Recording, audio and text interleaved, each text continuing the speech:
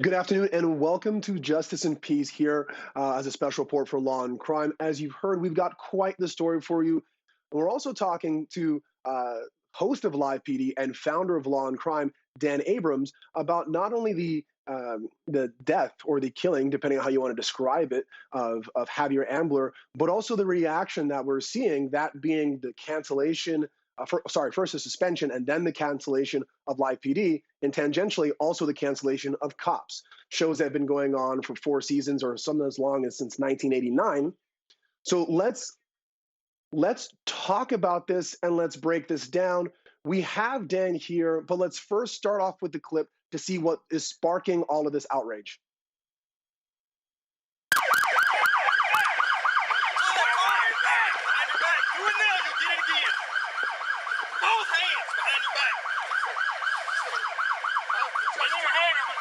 Car looks clear. I'm gonna turn you again. Double cuffs.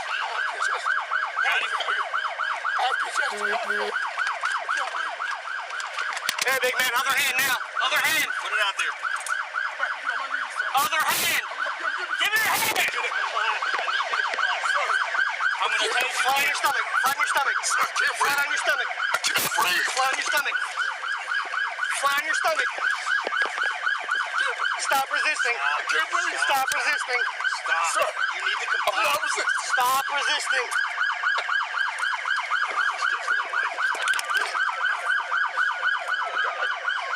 Jack, I can't breathe.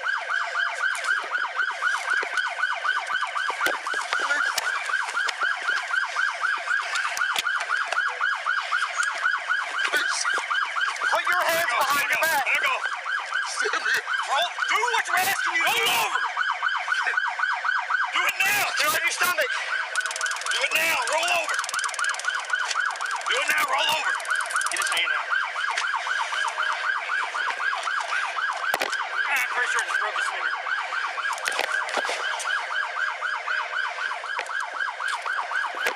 Can you get his other hand? I got my knee on this one to control it. Let me know when you're ready. I need one more set of cuffs.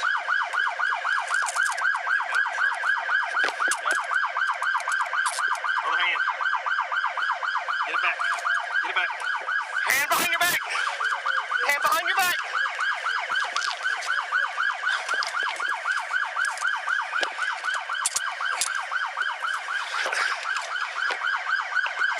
One in custody.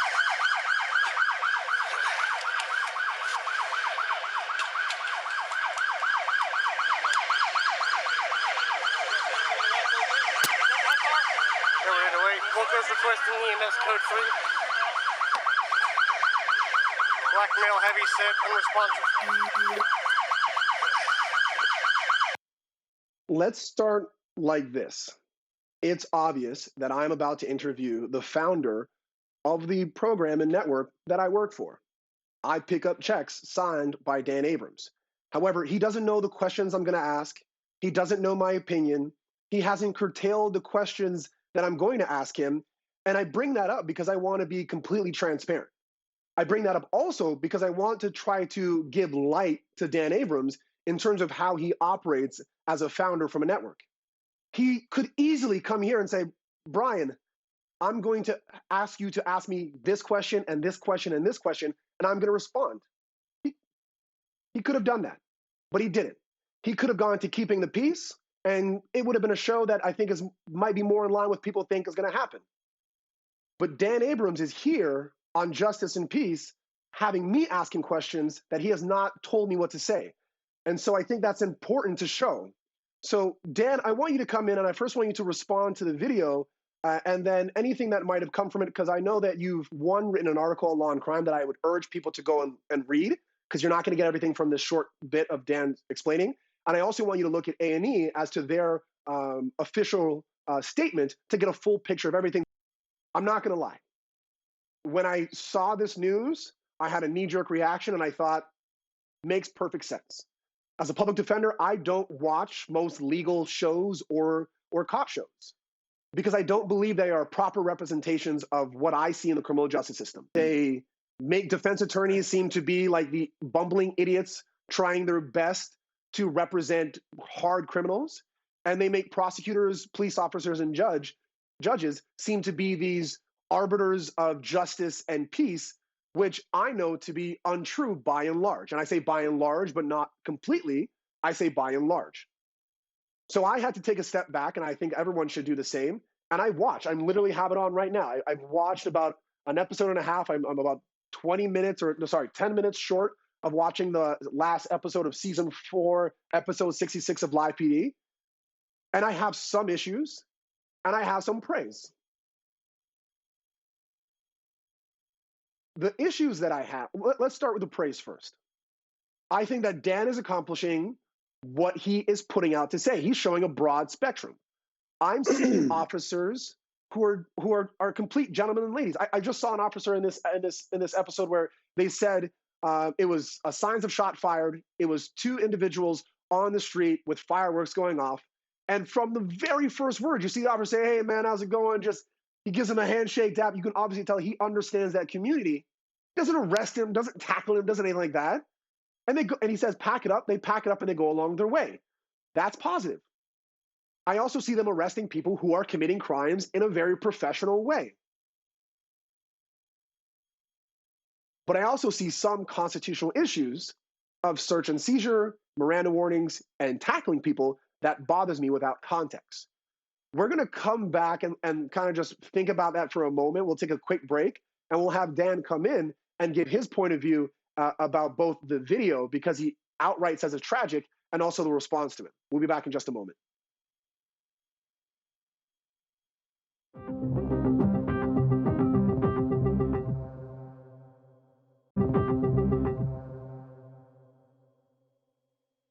All right, Dan Abrams is with us. You heard my perspective. Let's now listen to Dan.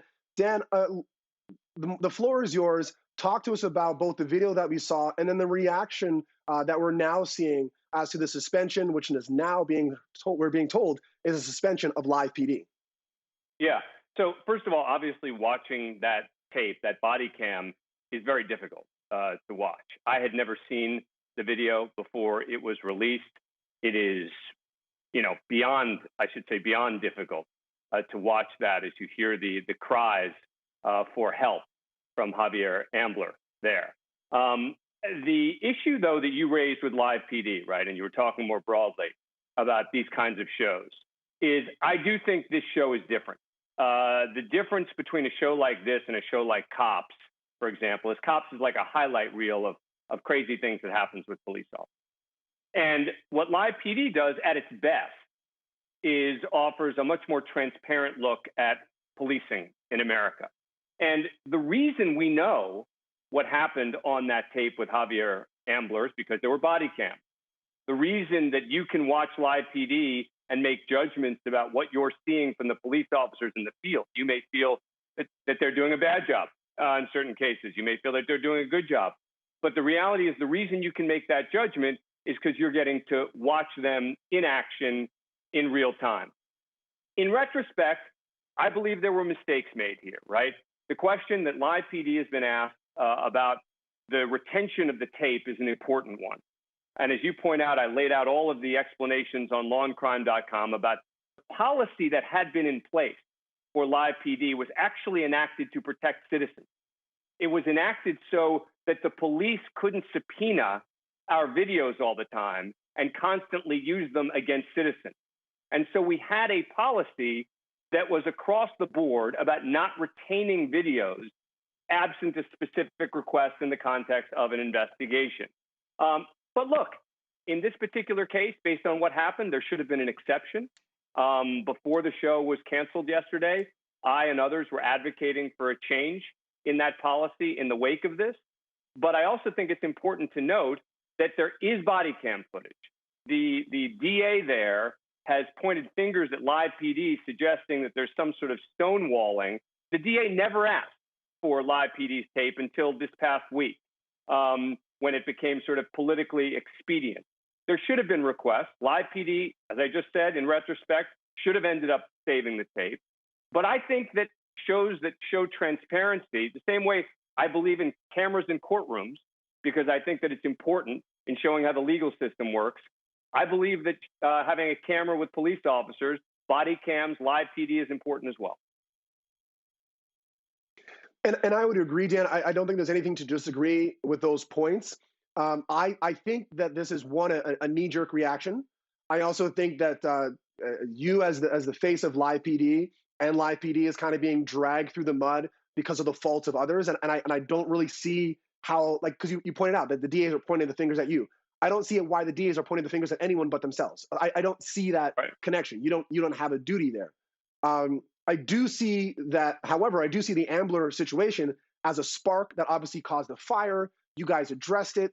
I think maybe put a pause on it, let you guys address those issues, figure out a way to move forward with those, because the absence of shows like this don't help. The presentation of shows like this could cause problems, but we have to think about how we do that. Canceling you guys outright doesn't solve the problem. The absence of this knowledge doesn't help. So I do agree there. But me personally, and I don't know if this is the views of the people who canceled live PD or anything like that, sometimes I worry as a public defender when we show an officer tackling someone because they have a warrant and putting them to the ground and handcuffing them without the context of this isn't how the warrant squad is supposed to act. People start to think, well, this is the way that officers go about their day-to-day business, and this is the way that we should interact with police officers. But the conversation or the question should be, is it for live PD to explain that this roughness is maybe not the status quo or not what should be happening? Or should it be, as you're saying, we present it and people decide as they go? That is not a question that I think I can answer. I don't know if you want to answer it here. Well, yeah. But I don't think how this worked out was right. I think it's a totally fair question, right? If you want to ask questions about, and anyone wants to ask questions about how live PD does what it does, that's totally fair. We should have that discussion. Just canceling the show, though, to me didn't seem to be the right answer. I vociferously opposed it. I fought tooth and nail to keep the show. And I think that there could have been conversations on how to make this a show for good. As I've said publicly, I believe you can both support the impactful, important, peaceful protests going on in this country, and not just the protest, but the message that we need change. And you can also say that the vast majority of police officers in this country are doing a noble and difficult job. And you can take those two things together and say, how do we use that in the context of a show like Live PD? But instead of having that discussion, which I thought we were going to end up having, I thought we would have a town hall. I thought we would have other sort of positive, forward-moving elements to talking about Live PD. The show was just canceled. And I would agree, because I think the problem is, Dan, you're trying to have a conversation, not just with Live PD, not just with Law&Crime, that people don't want to have. It's too nuanced. It's too difficult. It's too hard. They just want to go for the easy answer of, you know what, let's just take them off the show. And I agree with you. I don't think that helps. I agree that maybe we press pause, and I do hope, and it's not that I hope, I think you are going to do it, because I know the man that you are, Dan. I hope that you do advocate for that. And I do hope that, and I know also that you will create room for people like myself, like public defenders or social justice reform people, to have a part in that reform and that roundtable to grow that way. I do agree with you that canceling is a knee-jerk reaction. It's one of the dumbest things to do, I think. I think there should have been a conversation. I think we could have done better here. And I'm sorry for your staff, for your fellow hosts, for the people who are losing jobs because of it, because I don't think this was handled the right way. But I do think there's things that could be fixed. Look, I hear you. And this is the kind of conversation I had expected to be having with A&E staff members, with community leaders, et cetera. And instead, you and I are having this conversation on my network after the show is canceled. So, it's a tough situation. But look, I also get that there are, tempers flaring. There is a lot of emotion. There's a lot of passion in the country. There's a lot of pent-up anger. I get it. I really do. I understand all of that. But I appreciate, you understanding that there were other ways out here. There were other ways to try to move forward and make progress. Now, before we head out, thank you for that, Dan. I also want to give these parameters, because I watch TV And if honestly, Dan, if I was watching this, I would probably not trust the words that I'm saying, because I would say, here's a young new host on Law and Crime talking to his boss. He doesn't want to say things that are going to upset him. He and his boss probably spoke beforehand, but I think you would agree, we never spoke about this. You never knew my point of view before this. We never compared notes. Rachel Stockman never told me what to say. This is completely about I watched your show. I watched your show, and so I knew that you were not necessarily going to come on and say, hey, Dan, everything about Live PD is great. I mean, I've had a very strong feeling that was going to be the case. And that's okay. I mean, again, you know, the same way I have to be able to answer these questions. I can't just say, yeah, Live PD is a good thing. It shows policing, and just be able to drop the subject. And I think these are important conversations to have. And, you know, the conversations you have every day on the show, I think are important conversations that we got to continue having. So, yeah. Now, Dan, because I have you here, I will go this one extra step. Yeah. I don't think you have a legal obligation to show these videos of when police go above and beyond. I think I know in your article I might be kind of giving this away a little. I think you did say at one point in time, and please correct me, that maybe you should have shown what happened to Javier Ambler, but stop short of when he died because A&E has a policy against that. I do think showing more balance may be able to show, hey, sometimes police officers go a little too far, and sometimes they're upstanding gentlemen that we want them, and ladies, sorry, that we want them to be. Maybe that's where we need to move, and maybe that's where we'll be in a better place. And I'll leave you with the final words, and I'll tell people, go to our website, go to everything that Dan's writing on, because he's speaking about it. I don't agree fully with what Live PD or cops or most shows stand up for, because there are aspects of it that I think are sensationalized and do monetize the hardest moments of people's lives. But I do think we need to see it in order to create the change that we do see. But I'll leave you with the final words, Dan. Yeah, so I think that the toughest question for me to answer is the one you just asked, which is about why didn't Live PD show the video? Because remember, this wasn't during a show that this happened. This was during a hiatus, and our crew was just there. And the question is, well, then why didn't you guys show that? And the answer, the official answer, and the real answer, the honest answer, is that because there was a fatality, we didn't show it. And there was a policy in place at A&E. I think in retrospect, that was a mistake. I think in retrospect, we should have showed everything leading up to Javier Ambler's final moment. And I think that would have helped provide this sort of transparency that I'm talking about.